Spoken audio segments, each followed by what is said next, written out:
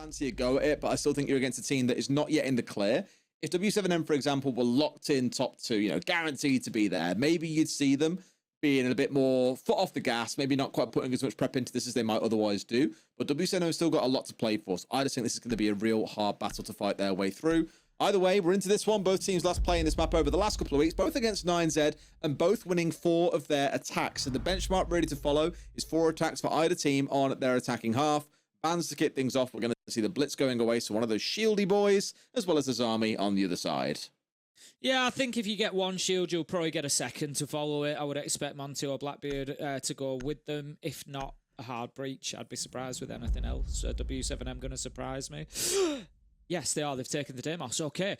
So 2 quite disruptive operators then. I don't hate that idea. The Blitz, like I kind of say it for any of the shields. I feel like Blitz and Blackbeard particularly, because they're the more aggressive of the 2 shields. I feel like if you're going to take the one, you might as well take the other. Because if you think they're going to bring Blitz, they're just then going to bring Blackbeard. They're going to do the same job with it, and vice versa. So, yeah, I'm not too sure, you know, how much value there is in that. If it's something that Black Dragons were really going to try and use the Blitz, I think they, you know, they could easily just sub in the Blackbeard in their stead. But Deimos, very good ban. You know, we know how powerful Deimos is. Get underneath, particularly a map like a map like Chalet, where you've just got a lot of verticality. Getting underneath, getting above when they're down in the basement. There's lots of areas that you can find those tracks and play for vertical kills and be a nuisance. So I think, yeah, great ban from w7m there.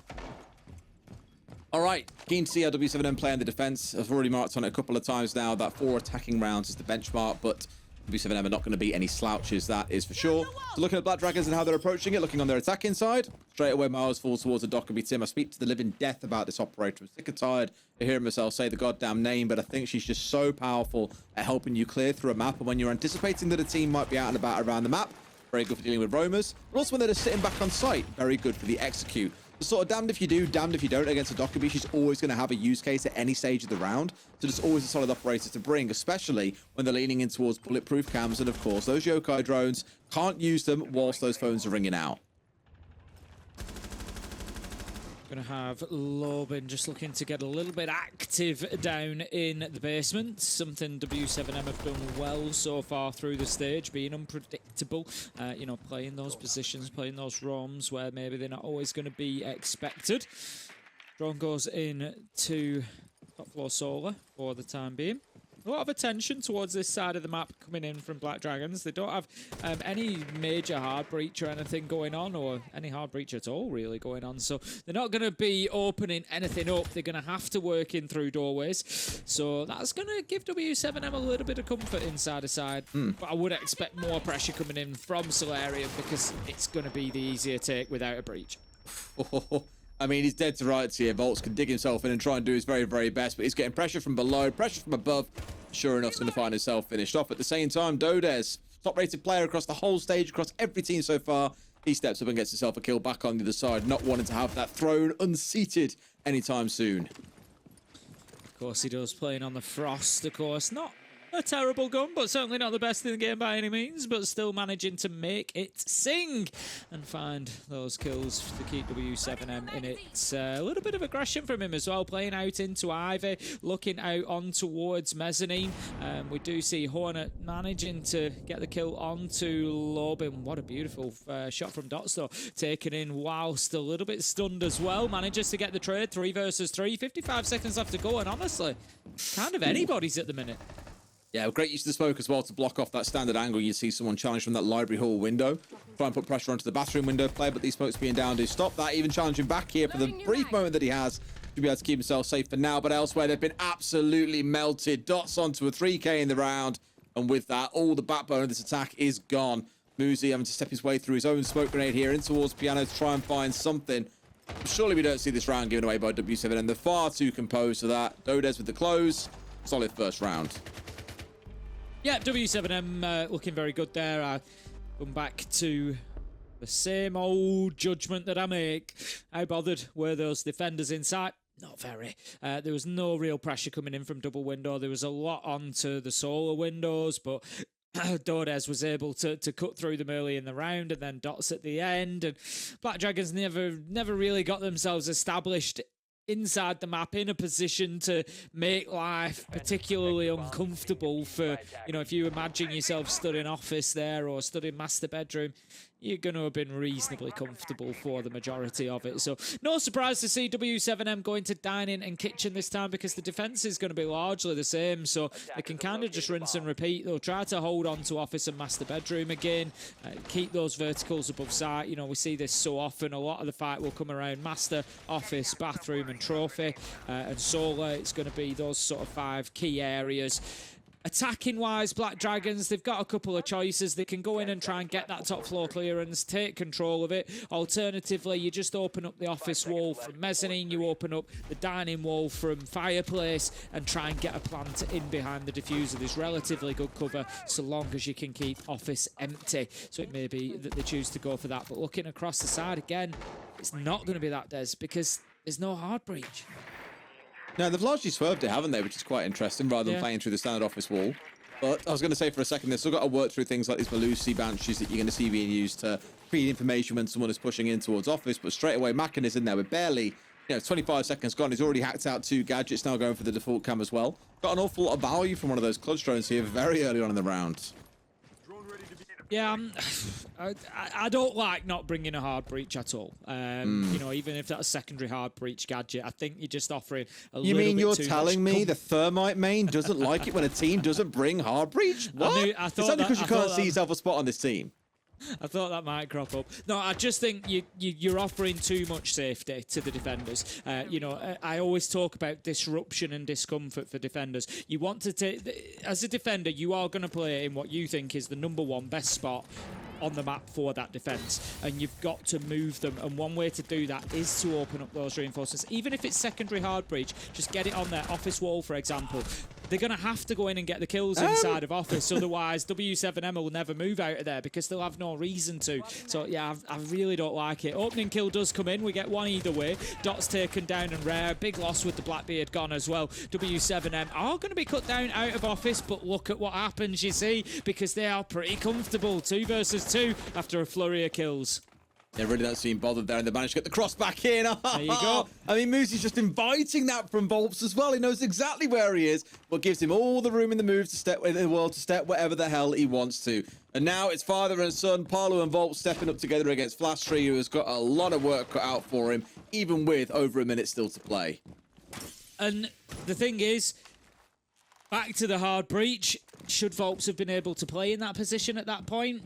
Had office wall been opened with a secondary hard breach, ace, Hibana, or anything, he wouldn't have been able to play in that position. He wouldn't be able to exercise that kind of freedom to just breeze in and out from Ivy into half wall and to make that challenge. So I think, I think Black Dragons kind of just sowing the seeds of their own destruction a little bit with the lack of hard breach and the lack of taking away that defensive safety. But W7M have played well.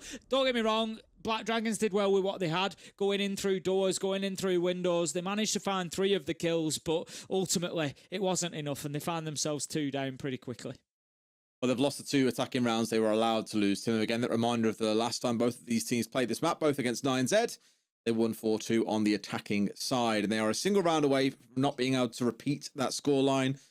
Surprisingly, you're against W7M. They'll definitely make it that bit harder for you, but enough that it draws in quite an early tack timeout. And I don't know about you, Tim, we spoke about this before, but I'm generally a fan of an early tack timeout. If you see something is going wrong, whether it's communication, whether it's a massive flaw in the game plan, a coach stepping in and at least forcing the guys to talk for 45 seconds can be enough, or offering them more correctional advice themselves as well. W7M have had it, I don't want to say extremely easy so far, but it has been a bit of a walk in the park for them. They haven't massively challenged just yet, and I do want to see if Black Dragons are going to swap things up a little bit here. And horror upon horrors, Tim, one of those changes may well be a hard breach being brought along. Thank the Lord. I was just going to say, what do you think I'd be saying? It's tactical timeout to play. Bring some hard breach! Yeah, like I said, it's not absolutely everything in terms of an attack, but we see so many rounds in Siege revolve around this gameplay. You know, whether it be bandit tricking or Kaid tricking or, you know, banning those denial operators to be able to get walls open. And I know it's not always about, you know, opening a wall directly onto site and getting a plant through that wall, but like I said, it's about disrupting that defensive safety. Volps was a great example there, able to play in and around office half wall because the wall hadn't been opened in any way, shape or form. So yeah, I think definitely bring some hard breach along. It's going to be the... I was really worried when the Maverick was 6th picked away. Then it's going to be the ace, thankfully, that is brought in. And I think we'll just see, hopefully, for Black Dragons, w7m disrupted a little bit more. Not able to play in their favoured positions. They get away with one there as well. But yeah, definitely a better opportunity coming here for Black Dragons. I was going to say, thank God it wasn't the hard breach maybe getting picked off super early then. Imagine. I was a bit nervous that it was the Maverick. Like, you can use a Maverick on this site. You come up through the garage stairs. You burn at the bottom of the wall. You won't have them players sat inside a stock. I think I much prefer the ace site. Opens a much larger hole for you to be able to see through and, of course, shoot through. Granted, they do work both ways. You really want to see if there's a player tucked in. I think they may have just about seen it. They know that there's someone locked in here. Now it's a case of playing this dance of death against Wamai magnets and ADSs to unsettle that player. Yeah, it's not an easy one to do if you've got all 3 players up on the top floor. As it is, Lobin is going to be forced away. He knows there's a lot of utility raining in, so it does weaken that top floor defense a little bit. It means that more pressure can be applied onto the mezzanine player, and then in turn, if you clear that out, you can then start pressuring towards library stairs. So it's just a case of step by step removing each of those positions. It's a good start from Black Dragons in getting a little bit of library control. They just need to pressure onto mezzanine now. They haven't been able yet to get onto main stairs. I like this from Dots. He's really trying to hold that position. You spoke about the hard breach that they're looking for to try and give them access. Look at that. Absolutely beautiful stuff, though, coming in from Black Dragons. That should now allow the ace to get in there, open up that wall onto the little connector, the storage area, and just prevent the defenders playing in there. Except it's exactly that. I was going to say it was really smart how they played around the Capital and made use of rare pushing at the same time to come away as the winners in that situation. But like you say, it's kind of all been undone. At least keeping themselves square in this one as well. I was about to say, we've seen this happen a lot where Twitches don't quite manage to destroy the bulletproof cams, and it does look very, very strange. However, this time around does manage to get rid. The key thing is, though, Tim, we're down to the 3 versus 3. W7M won't mind that they've traded members down to this one, especially when it's already the Jaeger and the Wamai, whose main gadget use is inside of library. That's already been covered out by the attackers, so they don't need those 2 operators anymore. On the other side, as you remarked, the hard breach is now gone. That's the real stinger for them, and in they step. Hornets in for a kill, makes himself good for a second. Machina another, and now it's Volts to go big. He's going to have to if he wants anything. He knows the player is there, takes his shots, can't find him. He's going to have to reload soon. There's the danger. Just manages to play behind the pillar, though. The plant does go down. 1v3 becomes a 1v2. And the problem here for Volps is that Black Dragons have had time. They've had time to get themselves into post-plant positions. So now, w7m seriously on the back foot. We've got them both outside of the map. There's very little Volps can do here. He's just going to have to play with that diffuser sound a little bit. Try and bait them in. Doesn't know exactly where they are. Got about 15 seconds left to do something with this. Does he just stick it and see if he gets away with it? No. Comes off and tries to take the fight, but Hornet cuts him down, and Black Dragons get their first round, despite still not having a successful hard breach done yet. Could have been quite spicy, to be fair, if they got away with... You've really held up on those hard breaches, aren't you? Could have been quite spicy if they managed to get away with winning that fight inside a lobby that little bit quicker. Maybe he could have gotten and challenged the player, putting the diffuser down. And then we could have been into a spot where potentially it's a 1 versus 1 in the post plant. Although you still favour the attackers there, things start to become a little more shaky for the side of Black Dragons. But they kept it nice and simple. Focus on the spots they needed there to get control of. Got a couple of kills just before the execute. Left it in a 3 versus 1 and closed things out pretty comfortably. Turns out tack timeouts helped them out there, Tim. Now we'll see if they can build on any more in this round, or if w7m get back to winning ways in round 4. Yep, we're going to see the bans come out for round 4, Castle and Brava. Like the Brava ban. I spoke earlier about, you know, the strength of Brava at the minute. We're seeing, you know, so many of those electronic gadgets brought along on the defensive side, bulletproof cams. You know, we always talk about intel in Siege. We focus so much on the drone economy of attackers, but when you look at the defensive side as well, you've got operators like Valkyrie with the black eye cameras. You've got the Maestro cams. You've got the bulletproof cams. You've got Mozzie. You know, you've got so many options to gain intel with those electronic gadgets, and it just sees Brava, you know, her power go up and up and up when teams are going to try and use them. So I think a good ban coming in there. We did see the Twitch doing a lot of work last time. I think we might see some more of that over the next couple of rounds. Not going to be in this one. We do have Rare again on the ace, so going to bring along that hard breach, and again looking to force them out of position. As it is, it looks like w7m have actually left office wall soft. I think they might have done that last time around as well. So maybe less important for Black Dragons, but it still gives them some good options to deal with the wall in Solar, for example, in towards Master Bedroom, and again, just make it less comfortable for w7m. Exactly. Still a lot of the map to try and work your way through, and still lots to fight over. Starting things out inside the garage here is Machina. Whether or not you see that Nook, regardless or not, it's not seeing anything anymore. Shot out nice and early on. These early phases more about getting that set up and into the building quite safely. It's always going to be that primary focus. The key thing, of course, to regard for Machina in this round is going to largely ignore the bulletproof camera, those yokai drones, lots of things that may well stack up here, where he could potentially get a bit of a side swipe. And Machina is a player that I've really enjoyed watching. Tim has had a quiet game so far, but I think when he's on, he looks absolutely fantastic. Just hasn't quite been the case so far today. Yeah, we'll see how he does through the rest of the game. We quite often see, you know, players who maybe excel on defense or attack, and we might see him really come online and come alive once he gets himself onto the defense. But for the time being, Black Dragons need to focus on getting themselves inside of the map. They've only just done so. It's going to be Machina who moves in through basement. Interestingly, with that knock, we'll see whether he can put that health presence reduction device to good use, keep himself off the cams, and maybe just sneak himself into a tricky position. I'm not sure. He's maybe going to work his way up blue stairs, maybe try and get a bit of pressure coming in through Ivy or something. Exactly that. Here we go. Start. However. Oh, hell, I was about to say he's right in front of your nose, bro. What's going on?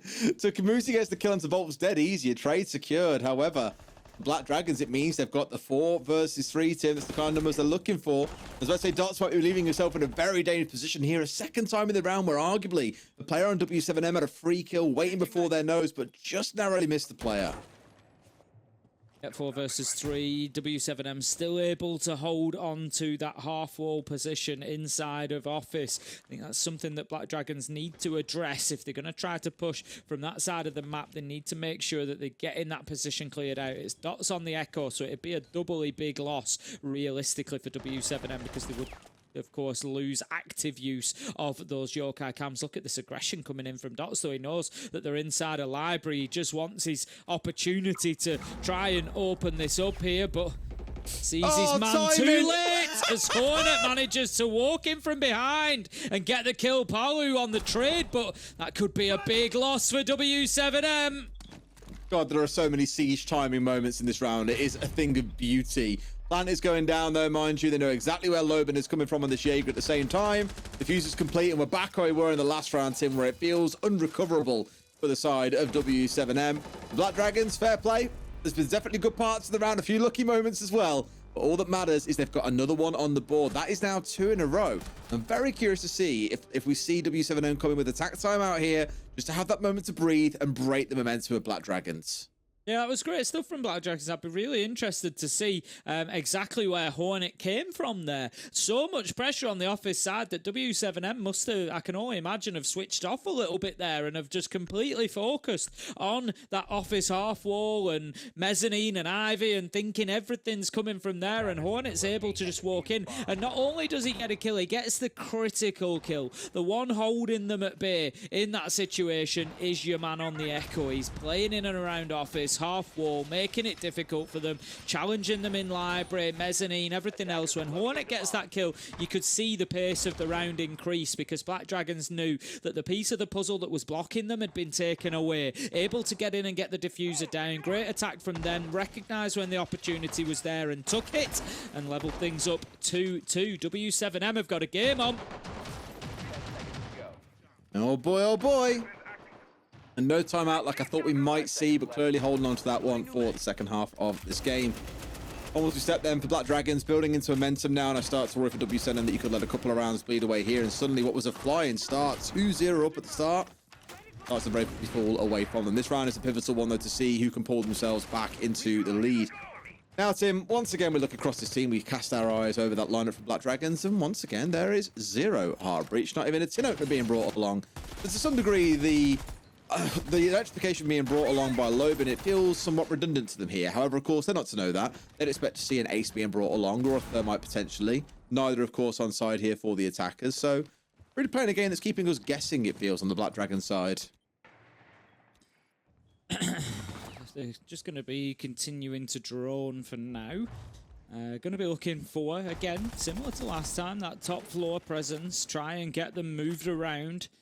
Make life difficult for them. It seems to be more Solar-sided attention at the minute. So try and take control of Solar and Trophy and work into site a little bit more directly rather than going down the breaching option, because again they've chosen not to bring in that hard breach, so it doesn't give them any option. How are they going to deal with the half wall? Straight in through West Main, it has not worked out. They're going to have the Blackbeard cut down. Hornet goes down with him, and that leaves them now 5 versus 3. Nades coming out, but there's absolutely nothing happening for this Black Dragons attack right now. W7M are locked and loaded in position, and they are not being moved. Bit more stabilised for sure. Might even get this one out with a flawless round, assuming they collect this final kill. Rare really is in there fighting for his life, but nothing can be done. w7m hold on against that burst of aggression coming out from the other side. And just like we saw from Liquid in the previous match, Tim, you tend to see that in the more experienced teams. They can deal with this aggression when it gets thrown at them. Yeah, really good from w7m. They weren't panicked. There was no rattle in them. And they just held the lines of sight. They were confident in the positions they'd taken up. And they used them to the full, even when it was a Blackbeard in their face. It pretty much, as I suggested with the bans, really, taking away the blitz, like, I get it. I feel like if you don't take the Blackbeard as well, you can't. It's kind of you picking your poison then, rather than just saying, I'm not taking any poison, you know, rather than just removing it altogether. So that's exactly what's happened. We've seen, you know, proliferation. It's also interesting to see the way that teams are starting to play around these banning strategies, because I think I'm right. I will just double check as I'm saying it. But I think I'm right in saying that they didn't actually play the Blackbeard for the first 3 rounds because they didn't want it banning out. And then as soon as that round 4 ban comes in and it's not Blackbeard that's taken out, then they start using the Blackbeard, you know, pretty consistently. We've had it for the last couple of rounds, and we see teams do that now. They're playing around that. They don't want to give everything away, and they're thinking, right, we're actually going to use this operator for round 4, 5, 6 because that'll prevent it being banned out. And so, yeah, definitely seen a bit more Blackbeard. Not much success with it yet, though, I will say that. No. Definitely that. I mean, for Paul McInerney again, I really want to see him warm into this game.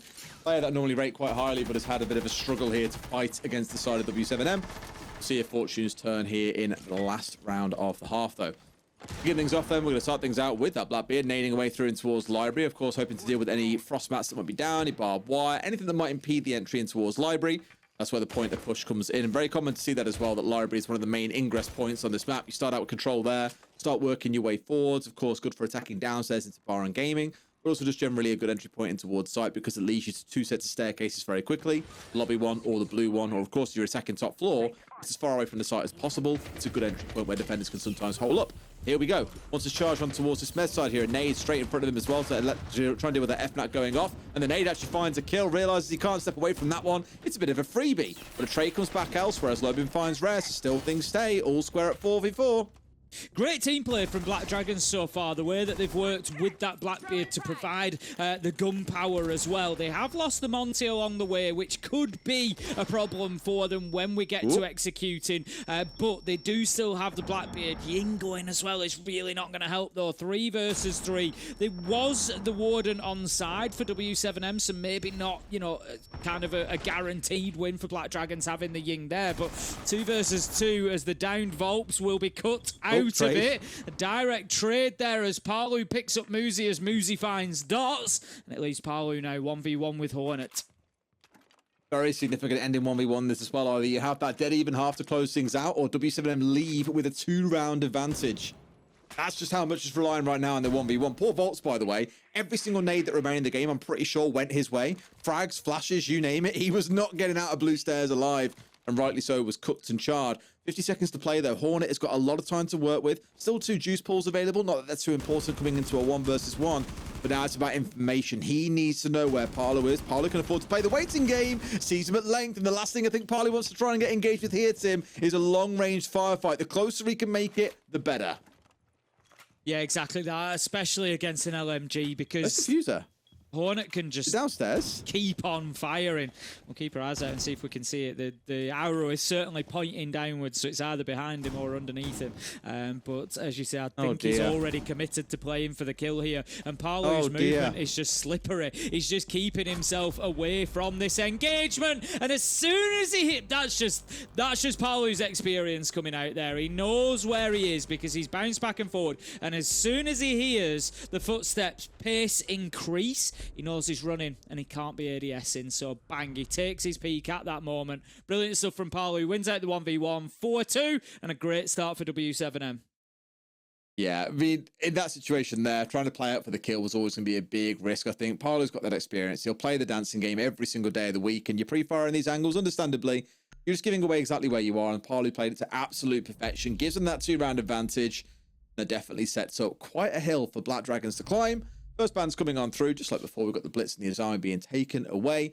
Wouldn't be shocked if it's a second shield ban coming out from Black Dragons here. And on the side of w7m, that could be quite variable in terms of what they ban.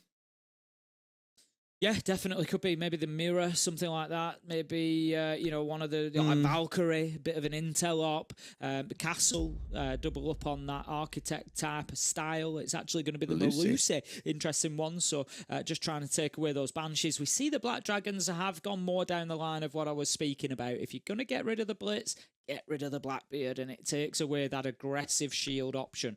Yes, there's the Monty, but the Monty's a bit more of a passive shield rather than that direct aggression from the other two. So obviously not wanting to face any of that Black Dragons. I'm quite surprised by the Melusi ban, to be fair. I haven't really seen much of it played. And look back at the last time that these teams play on this map as well.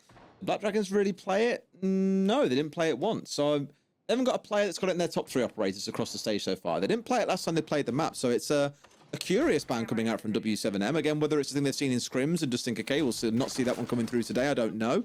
Or it's because they've got their own ideas on how they want to be playing things here and feel Melusi is one of the main impediments to being able to be successful with their playstyle. We'll see if she starts to rain on through, and the other side is, as we remarked, that double shield ban coming out. I mean, those 2 bans from w7m screams to me that they want to be aggressive.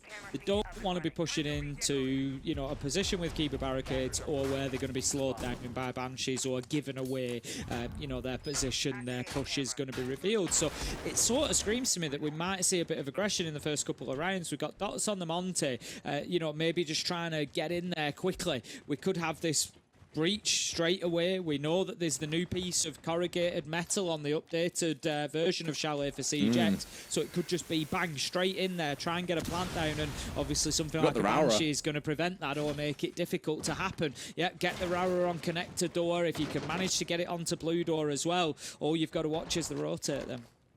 I think you can tell we're still in the kind of the find out stage with Rara a little bit. Teams are still experimenting around with her quite a lot. She's got the lowest win rate in the game at the moment of any operator, which sounds bonkers to say. It's down there at like 36%, quite a miserable output. I think because teams are trying to rely on these executes, making use of those roll down doors, but they're not actually being able to plan for the response from defenders. And it's still, like I say, a bit of a discovery phase overall.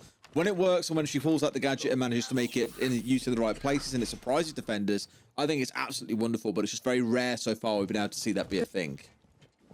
I think w7m are very conscious of that top floor. They just need to be careful that they don't get lost in the source here. They've got the utility to just go direct to site and put this diffuser down, which is exactly now what they're going to try and do. We've seen the mirror window smoked out. We've seen the Raura on connected door, but Black Dragons are ready for it, Des. They've cut them down at every opportunity. Flawless round. Great stuff from them. I think the Melusi ban, as we said, was to give them that direct or quick option in towards site, but it hasn't paid off at all for w7m. Complete failure on that push, and Black Dragons managed to get themselves back within 1. It's just such a bizarre round because there were only 2 players that were really focused on their push on towards that front side, right? They were almost trying to bait in that there'd be a double execute on the go and therefore leave it to the other side to be a bit confused by it. where we had the Monty going in of Dots going for the plant. You had Dodos, I believe it was, on the cover. Both of those two went down pretty clearly to Machina, who literally just walked down lobby stairs and killed them both. And I was a little bit like, okay, that's very, very weird. Whereas on the other side of the map, we had Bolts and Lobin pushing in towards Trench, and they were both literally just sat there, like in Trench itself. So Flashtree pushes out through the double wall and just kills them both. And I'm like, what are we doing? Like, what's going on? It's not even like they could provide any cover because there was a smoke in the way between the two sites onto the single wall where you commonly see a mirror. It just felt very, I don't know, fragmented and fractured from W7M. Like it really lacked any real focus or purpose. Almost like there were two teams within a team trying to do separate things at the same time. Very, very weird as a round from them overall. I'd hope to see it improve a lot more going into this round. For Black Dragons, they bring us back within one. And to be fair, Tim, when a player can walk down lobby stairs and kill two players like that, you deserve to win the round. Yep, I'd agree with you. We're going to move into round 8. We've got the Monty brought along again, and we've got Volps on the Thermite. So again, I would expect pressure towards that office wall. Try and get control of fireplace, mezzanine, library, and get that office wall opened up. Maybe put Monty onto office door from office balcony. Pressure in a little bit from there with the shield, and just force W7M back into the master bedroom. Force them to defend at range. Piano, maybe play from piano window. Get aggressive on there, take a jump in as the execute's happening, maybe mix it up a little bit. But first and foremost, they got to do a lot of setup here. There's a couple of defenders that they need to move. They could come unstuck very, very quickly as Flashtree, he's in position. He's ready and waiting.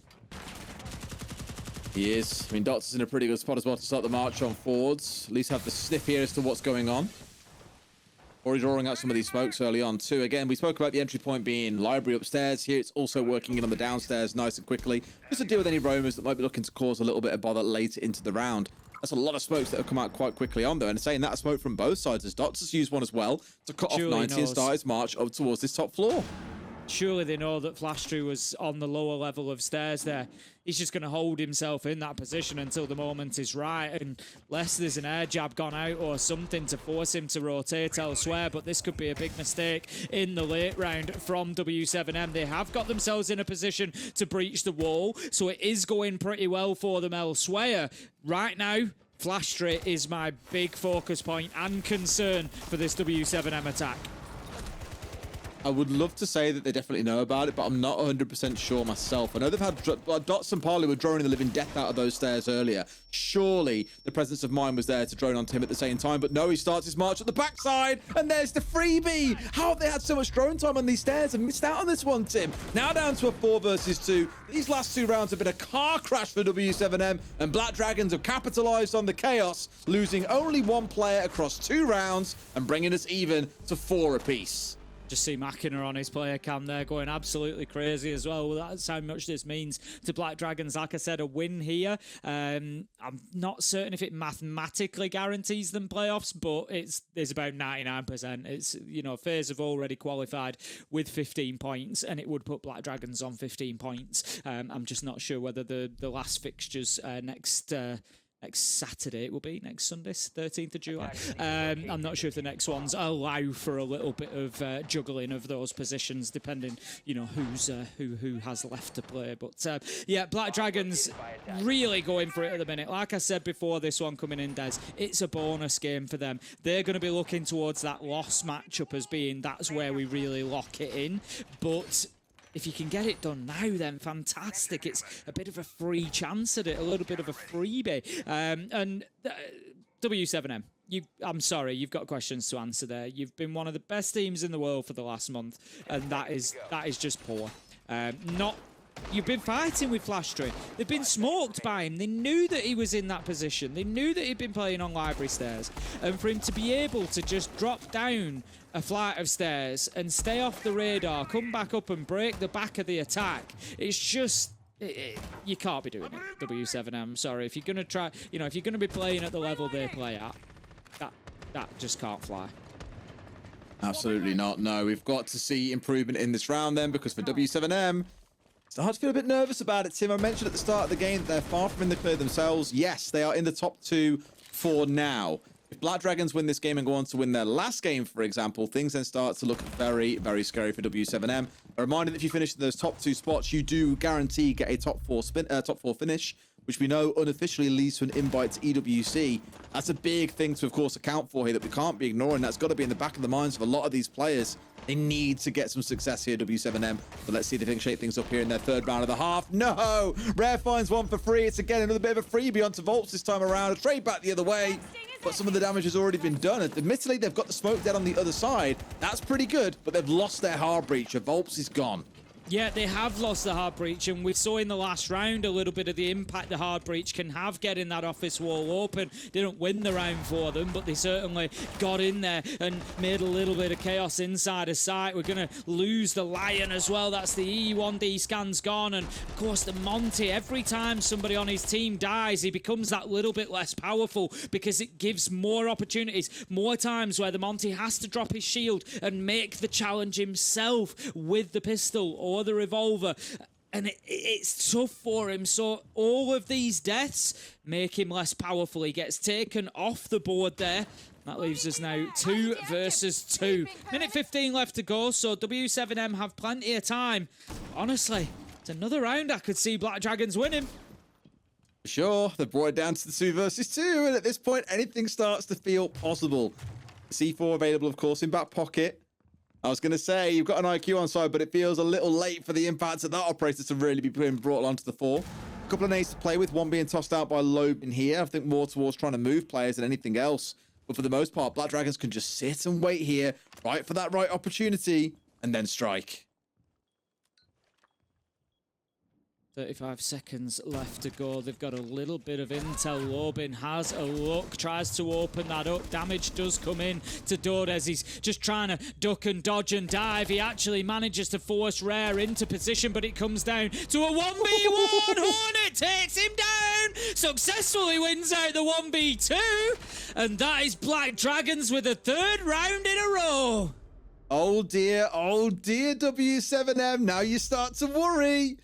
Just when coming into this, it's like, yeah, top of the table, like finishing top 2, guaranteed qualification spot, absolutely fine, no problem at all. And even we all said coming in, okay, for W7M, it feels like a bonus game for Black Dragons in a way. Again, remembering it's their best map, they're coming in and looking very good on the defense, very much the opposite of what we saw from the last games, where again, it was the attacking side where both teams really started to fly.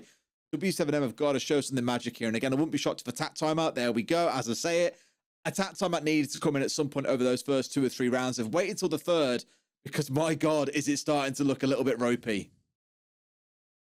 Yeah, they definitely, Norris definitely needs to be injecting something here into the proceedings that is really going to change the flow, because right now W7M just cannot buy an attack. Nothing is going right for them. Black Dragons have got the read on them. You know, we know that Chalet is a good map for Black Dragons. They're showing exactly why. They are dominant. They are winning this. There's no 2 ways about it. I think, you know, there are elements where W7M could probably improve. You know, we spoke about that first attempted attack onto basement. It was kind of neither one nor the other. And, you know, so definitely things that they can do better. But I think, you know, we've got to give it to Black Dragons here. They are winning rounds. They are coming out and taking gunfights. They are using their utility well, and they are winning these rounds. It's good stuff from them. Absolutely. The key thing for me, again, is getting aggressive in the early round and being able to trip up the side of W7M. Because we spoke about it back on the Liquid game, again, to refer back to some of our games from earlier today. We said at the time, for team looks a little bit offbeat. They aren't like droning everything properly. Their attacks are a little bit, they leave something to be desired. Tripping them up in the early round is the best thing you can do, because they just lose all sense of structure from that point forwards. It's all good saying, yeah, we'll get these 5 operators together and kind of here's how we're going to approach it, as we've prepped and thought about already. Once you lose a couple of players, that all goes out the window and you've got to really be thinking on your feet. And I think Black Dragons done a great job of making sure W7M never really feel comfortable in this game. Maybe that changes now after we've had the attack timeout. There's a couple of changes on the operators last second over towards bringing the Hibana, as well as the Ram on side. W7M, the ones that are reeling here, and Black Dragons could be on for a massive 3 points, much to Liquid's chagrin, who, of course, as we said earlier on, would all be hate watching this game, just preying on Black Dragons' downfall. Yeah, that's it. It's, like I said, Liquid really, you know, you're kind of looking towards the 13th and the games on that day and saying, well, yeah, Black Dragons probably get their win there. You certainly don't want them doing it ahead of time. It just piles the pressure on more and more. Dordes will pick up an opener onto Machina, manages to take down the Goyo. Of course, the Vulcan canisters will already be in position, so it's no loss of utility. Bad flash throw as well. Uncharacteristic for W7M. I know it's a little thing. I know it's very critical, but again, this is why I say it. It's uncharacteristic of them, as is letting somebody slip through the net. Rare manages to get one, and look who it is. He's taken down Dordes, the top-rated player. The Hibana's gone. So it now all comes down to the hard breach of the Thermite. I don't know there if that's just genius timing from Flashtree or what, but I think he started his move as we've had Loban, who was on the Ram, meant to be the player that was watching front door. In fact, I'm pretty sure he was there, and it's just let him get through the net there by trying to focus on getting himself upstairs instead. And that's what has opened up for Rare to be able to make the play that he has. These small mistakes and small gaps being left in the net that W7M are building is what's leading to moments like these where they're losing players in really silly positions. Now, thankfully, it hasn't been fatal as it has been in past rounds, but it's still going to destabilize the team. It's always going to have you worried, oh, what if the player comes from behind here? Do I trust that my teammate has got this covered? Because across a few rounds now, we've seen them losing players in silly ways to moments that really should have been caught on a drone. Just going to have a little bit of repositioning from Hornet, looking to hold on to his position, and more importantly, the dining hatch is of course going to make it more difficult, as we know, to think about a plant inside of Wine if he's playing in that position. I don't know if they've got the hatch open or not. I'd like to keep an eye on that and see whether they have. See if he can directly impact the plant or not, or if he's just looking for the defense of it. But again, they've just let him slip through the net and take out Lobin. Palu manages to find Hornet. 3 versus 2, that's a big one. Having cleared the dining hatch, W7M pounced on it. They were there, ready and waiting for that vertical kill. They take out the 2 men in quick succession, and they level things up. 5-5. We're going to see all 12, and honestly, I hope we see more than that. This is a great game of Siege. It has been one of those back and forth games where you can probably see it go into overtime, and it deserves it too. As you say, both teams have just been so neck and neck and so at it as well. Really enjoyed what I've seen from Black Dragons, not wilting away from the challenge, being willing to step up and fight W7M. For W7M, it's felt like battle stations for the most part, trying to fight their way through. But when it all comes together, it comes together beautifully. 5 apiece now. I really can't tell you who's walking away with the lion's share of these points, Tim. No, absolutely not. It's absolutely anybody's. Given that W7M have managed to just stop what was becoming a bit of a runaway train of Black Dragons round after round, that's a big one for them. Let's see how Black Dragons bounce back this time on the defense, whether they can continue to hold W7M at bay. It might just be one of those moments, those turning points for W7M where things start to click a little bit. As I've said, there's been the odd mistake here or there. Even in that last round, uncharacteristic of them. You know, they allowed Rare to slip through the net and find a kill. It then happened a second time later in the round. And it's not like W7M to not be fully aware that those challenges are going to come. It's not so much losing the gunfight, it's when they're getting shot in the side, getting shot in the back, and they've no idea the player's coming. That's what's unusual for them. They would usually, you know, be well aware of that. But 5-5 on the scoreboard. It's all 5s at the minute, but we've got 7 drones left on the board. So W7M need to make sure that they are using them and not getting caught out on the flanks. They've got Palu on the gridlock this time. Let's see if it helps. Oh, I mean, last round we saw them missing out on this front door player because they didn't manage to catch out the push coming up from Rare. But here, well, Dots is most definitely ready and waiting. It's a freebie onto Machina, but I don't think respects that someone could have been there with that door opened up and do some real damage. And now Rare in a cheeky spot. No! Just as the gridlocks come out to try and lock down the angle, they get the freebie off the back of it. A second kill follows. And what started out so well for W7M with a man advantage is now a man disadvantage. Again, W7M, you have 6 drones and no clue that there is a player on main stairs, that he's stepped up there. They're just too reliant on those track stingers. If you stand still, they're not going to do you any damage. And he can just hold his position there and wait for that shot to come through. Takes down Parlu. Yes, it's great that the Grim goes at the same time for them. There's the Deimos. And it's going to be Black Dragons that are getting the match point opportunity here. Almost certainly. 4 versus 2 now. And very little utility for w7m to use. They've got the breach off, which is great. It gives them something to work with, but they have to push in. They have to brute force this and try and find the kills. I really don't think they managed to get the kills they need here, Tim. Not coming up against 4. They'll try the very best. He tries to bait the swing, but Black Dragons, so well drilled. A great 2v1 swing, and then Hornet steps to the other side and gets himself a second. Beautiful bit of play from him and the rest of the team. Now they're at 6 and 5, and w7m might well be getting dragged back into this race here for those top 2 spots. They have to improve their intel game.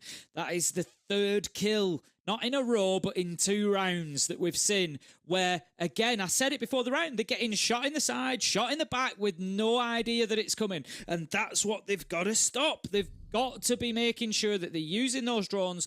I don't know if they may be just trying to play too quickly, or, you know, you've got... Where is everybody? Have we got a head count? How many are on site? How many are off site? Where are they located? Let's make sure that we've got a full picture of everything before we are assuming that it's all good and just running across doorways, because Black Dragons, I'm not even going to say they will punish you. They are punishing you time and time again. And it's been brilliant from Black Dragons. Yes, it's been a little bit sloppy on the side of w7m, but it's been brilliant on Black Dragons. Right place, right time, repeatedly, to punish them for it. Boy, oh boy. Will they break the back here? Will they snatch away all 3 points? It comes down to what could be our last round of the game. And if nothing else, last round of regulation. Hornet very clearly wants those 3 points. Still, he's sat up at 14 kills across the map so far, giving no room to the other side to get involved in so many of these rounds. And a beautiful thing to watch. And what is going to trip w7 up in this round? In every single round, there has been something that w7 have missed, or a player that's just found themselves in a great opportunity on the side of Black Dragons to completely upturn a round on its head. I have a feeling it could happen again. w7m almost in full panic stations here. Back towards the Dockerby and the Lion. They want full control of the chaos going on around the map because they know they've been leaving gaps throughout their setup so far, or at least in their approaches to the map.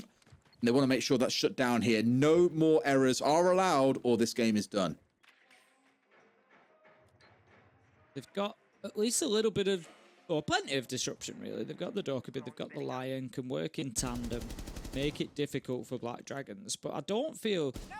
I kind of feel it's a little bit of a response to the way they've been getting flanked and the way they've been getting hit, you know, in surprising areas. So it should at least prevent that. But I feel like Black Dragons have been very solid on site as well when pushed. They've been able to hold their positions well. But this is better from w7m. They've forced roamers away. They're not running into anybody blind. They know where everybody is now. It's been a better game in terms of intel. Is first phone call, or second phone call, sorry, about to become available. The key thing here, of course, in regard is if both of those are now down, which they are going to be, as the rest of the team aren't really ready to move in or make anything happen off the back of that. This is just them being fearful, Tim. Again, it just screams that as soon as they come off cooldown, they've made use of them just to get themselves inside the building and start opening up walls, for God's sake. Don't forget, that top floor is not where anything is really going on. It's already been froze out here by Muzi, of course, playing on the 2-brow at the same time. They're just wasting the clock here. And I fear that without those Dokkaebi calls on side, they're about to walk themselves into death. Yeah, they haven't even started looking towards the actual site yet. They need to get the wall breached from Fireplace through. It's going to be an attempt at a plant on the bomb chassis, so they need to get that office control, but they've still got a clash to deal with. There is a lot for w7m to sort out before they can think about getting a plant down. I think they're trying to keep it really shallow here and just make the plant extremely simple. They've used one of their smokes already in Bolts' back pocket. They've got a second one to play with. I just worry that when you've got 3 C4s to face off against, oh, you're asking for trouble here. Nade comes on through, and Flastry, he goes 1-for-1 with Parlu out there on the west main window. That only is going to help the defenders here as we step on forward. Those EE1Ds are not available. 2 fall on the side of Black Dragons, though. It's looking pretty good for w7m. Mackinac getting one back, almost into another, but that plant is going down, and now things start to look very unrecoverable for the side of Black Dragons. Dragons. W7M might have just done enough, Tim, to send us into overtime. Yeah, I think we're almost certain to see a few extra. We are indeed. Muzi takes the peak onto Solar Stairs, and that is going to send us through to overtime. Honestly, I couldn't be happier at getting overtime out of this game. It's been beautiful Siege to watch. I don't know which way each round is going to go. W7M did a great job of picking the defense apart that time. They're going to move on to the defense, but it's been 4-2 halves in favor of defense. So you'd say it maybe gives W7M a little bit of an advantage here in the overtime, but honestly, at the minute, anybody could take this. And I think I know where most of us are leaning at this point, Tim, especially given they start on the attacking side. It's Black Dragons kicking things off. I'm just a bit nervous there with them being on the attack. It means that W7M, as we've seen this be a relatively defender-sided map so far, we'll see the defenders come away as the winners. That's W7M. But Black Dragons have been the one who've looked, I think, more up to it so far. Because again, remembering, back in that first half, the first 2 rounds, W7M came out pretty strong. Off the back of that, it's been all Black Dragons, really. It's been enough that W7M managed to fight their way through to where we are now. But I just fear that Black Dragons may be meeting their maker here in overtime, which I know sounds weird to say because of the momentum. It's a hard one to call. I think we're probably going to see all 15, truthfully, as well. I agree, and I think W7M probably win, I would expect. But there is a really important thing at play here. Black Dragons have they haven't done enough, but what they've done is they've taken the pressure off themselves further. So currently they're on 12 points. There's only Liquid that could overtake them so that they would lose a spot out of the playoffs, if that makes sense. Liquid can get onto 14 points. So that's kind of the target. If Black Dragons can get 15, currently on 12, if they can get 15, Liquid can't catch them. So it means they're safe. They're not going to get overtaken. By getting a point here, it means they don't need all 3 against loss next week. It means that they can go to overtime if needs be. If things go, they're not going to plan for that, but if things go wrong, it doesn't put them into a terrible situation. So even if they don't get the win here, they've still done themselves a huge favour. Completely agree. Of course, can't be forgetting that last play there. A lot can still change going into it, but you certainly do yourself a lot of favours by getting the win here today. Onwards we step then. Now, W7M keeping themselves dug in. No one being too adventurous, it looks like, overall. You look at the locations, bottom right corner of your screen. Either all in sight or sat just above. No one going too bonkers, so really it turns towards Black Dragons now, and their safe entry in towards the building and forcing back these W7M players, which so far they've done pretty well. Library is theirs, it's in their control, and no one is around to challenge them. Machina is the only one in the building so far for Black Dragons. He's currently on mezzanine, but it does mean that they've grabbed a little bit of space, a little bit of map control. They can now treat as a beachhead to start getting more players in there and pushing forward. There's attention towards Solar as well, which we saw from Black Dragons previously on the attack. I'm glad to see that Muzi's brought along the hard breach this time. They at least have an option of opening up some of those walls, particularly office wall. They're not just going to allow W7M necessarily to play everywhere that they want to play. Here we go. It's Pilot to start things out. Hornet, the first one to fall on that Nomad. I remarked earlier on, that he was the player that's been doing a lot of work for his team. Not that the others haven't, but Hornet has definitely been that man. You've seen your kill feed more often than not. No, this is an unfortunate one. They forgot about the player that's stuck in on those solar stairs. That wall can't be opened up. They can't get the longer angle through. It gives a lot more room for the defenders to play around here. Our Dragons have got about 45 seconds to figure this puzzle out.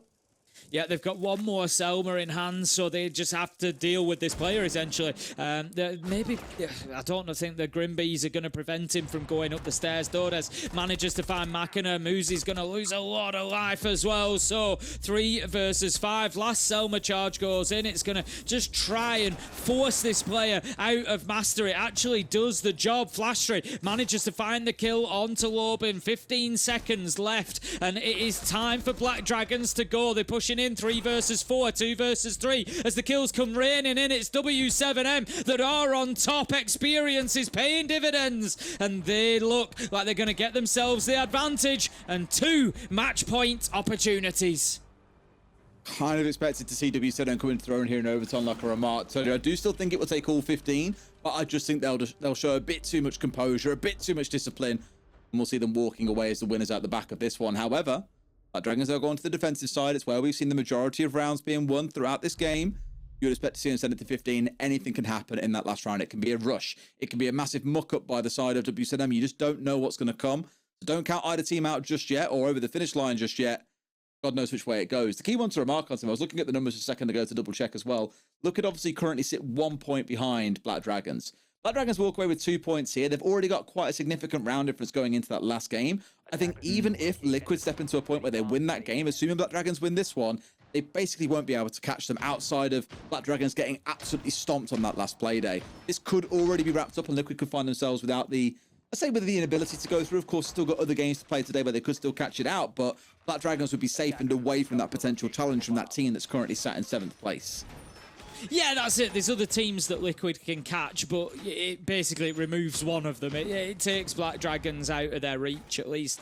Like you say, a 2-point win all but does it. You know, it's not necessarily a guarantee, but I think it all but does it. We haven't done all the maths at our end. I'm sure there's somebody sat there with lots of stats and lots of numbers going, well, actually, doesn't it? But, you know, in reality, it's all but going to do it. I think I still am of the feeling that they're going to come away with 1 point here. I think w7m have just kicked up into an extra gear now. That last round, they were really, really dominant on the defense, and I'm not sure that I can see Black Dragons overturning them should it go to round 15. So it's a big ask for them. But like I say, even if we look at 14 as the threshold for them, possibly, getting that 1 point means all they need is overtime out of loss. It doesn't even matter win or lose at that point. So again, I think it's about as big as a point comes in reality.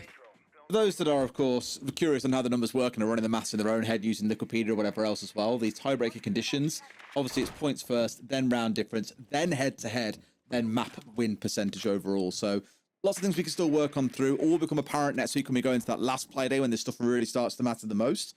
But today, of course, like I say, some of this could already start to be wrapped up. In this round, though, things have started out relatively slow. Got Machina back on that vigil. Always unsure about the Boss G. I think it's remarked by a few people now. It's quite weak at range, not quite the monster that it used to be.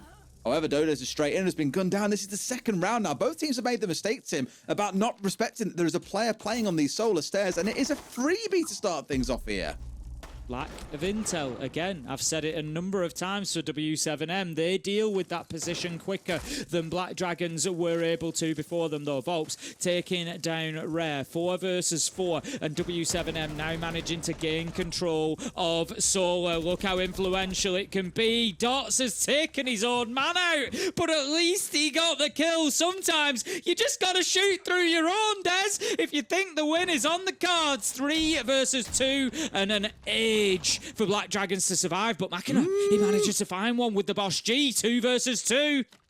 Far from over, but still quite a lot of time to work with here, Tim. Let's not forget, too, you got the smokes to roll out as well. Plant could go down even without them, apparently, as Dots has stepped in. He's getting this one stuck. Muzi springs into action, but where is the cover coming from? They're not 100% sure themselves. Neither team quite aware of where the movements are coming from. Machina steps across and finds one, and Parlo has got to go nuclear from the window here if he wants any chance of saving this game for his team. He knows where he's going to be challenged from, but can do nothing about it. They push him from 2 sides. Smart play from Black Dragons to take us all the way to 15. Great stuff from them on the defense. That team kill. w7m might just be looking back at that thinking, what if? What if? He was just trying to find his man on the long angle, but clipped his own guy instead. Maybe with that extra body. Volts, he was looking like he was going to clear a few more out before he was stopped short. Oh, man. I said it earlier. I thought it was going to take all 15. That's exactly what it has come down to. And again, if you look at how the game has played out so far, you favour w7m winning it here. But in round 15 is when you can see real madness start to take place. Do Black Dragons surprise us? Do they bring out something that w7m simply aren't expecting? There's not a ton of surprise that you can bring to this map, to be fair, but maybe it's a bit of a change in formula compared to what we've seen. And going back to what we have seen, we were speaking a lot about a lack of hard breach to him. They were trying to keep things relatively direct and simple, and they were paying the price for it. Does that change in round 15? I'm not saying it's all dependent on hard breacher, but there could be a lot that changes.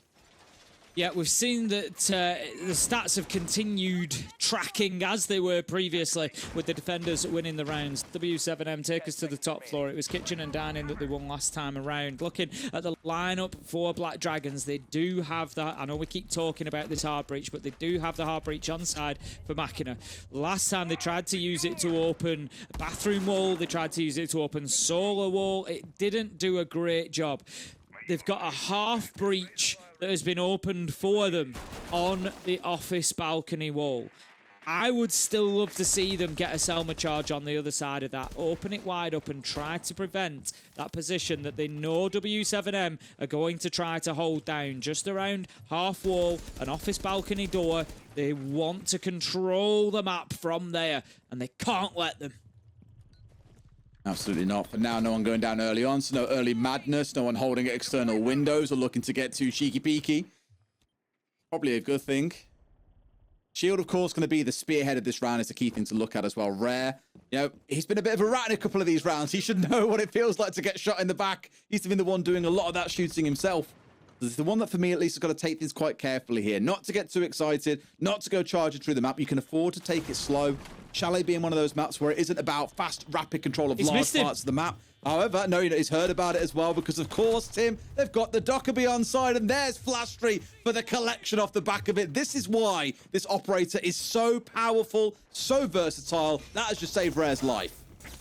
Save Rare's life, but maybe not Black Dragons as w7m managed to find two. Can they get the kill onto Dordes? He's going to be the next big sticking point, but the Monty is just taking so much damage and grief from these Maestro cams. It's beautiful stuff. The Bravo wasn't available, and w7m have lent into it by bringing the Evil Eyes, and right now it has done a huge job for them. Look at the health left for Rare, but Dordes is in a similar position. 3 versus 3. This is on a knife edge right now.